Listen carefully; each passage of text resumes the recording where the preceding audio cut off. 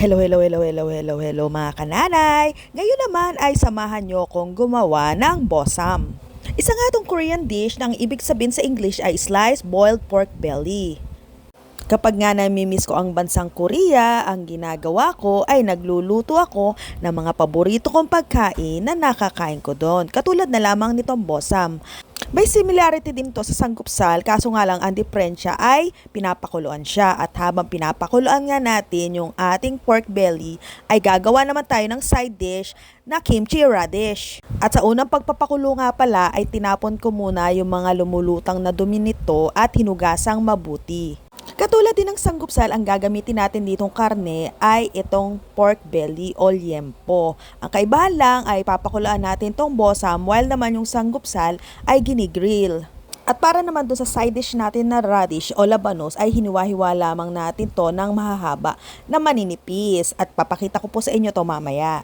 Medyo matagal na nga po pala tong video ko na to, siguro buwan na ang nakalilipas bago ko maisipan na i-upload ngayon. At eto nga, hiniwa na natin sa dalawa itong ating pork belly at titimplahan na natin siya ng pampalasa gaya ng peppercorn, sibuyas at buo-buong bawang.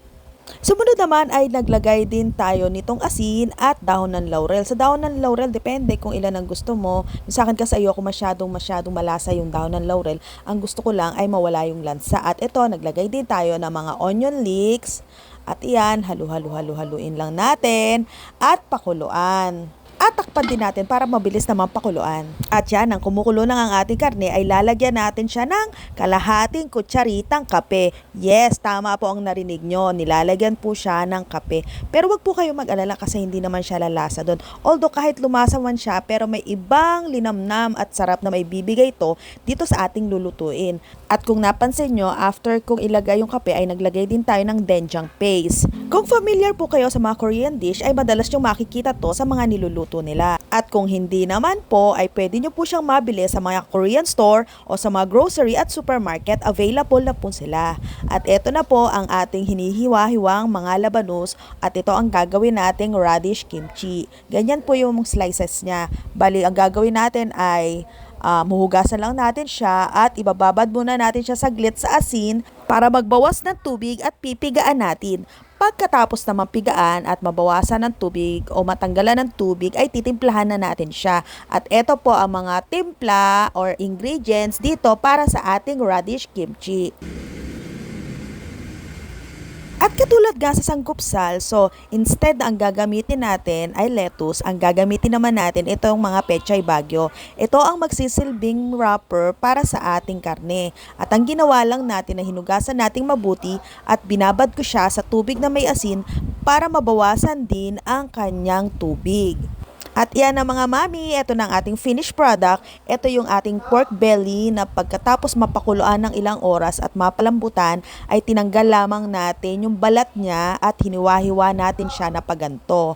At perfect talaga tong ating pork belly kung ang mga side dish natin ay itong radish kimchi, bawang, meron tayong samjang at gumawa din tayo nitong, ano ba tawag dito, onion leeks na kimchi. Ay nako, ako din ang gumawa niyan. Pero kung gusto nyong malaman kung anong recipe, just comment down below. At eto na nga, kainan time! So parang katulad din sa sanggupsal natin, babalutin natin siya dito sa ating pechay bagyo na instead na lettuce, lalagyan natin siya ng karne at para naman sa side dish, lalagyan natin siya ng radish kimchi at ito ring ating, ano ba tawag dito, onion leeks or itong kimchi na ginawa natin, yung sibuyas na mura.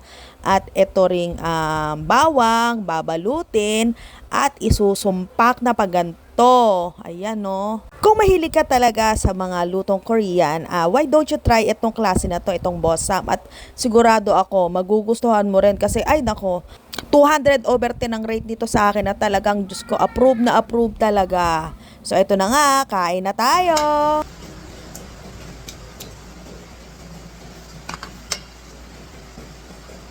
Sarap yung may tama.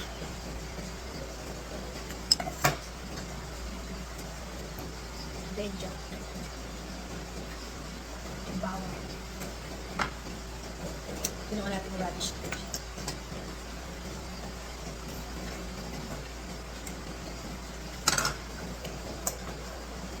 Open. Cut.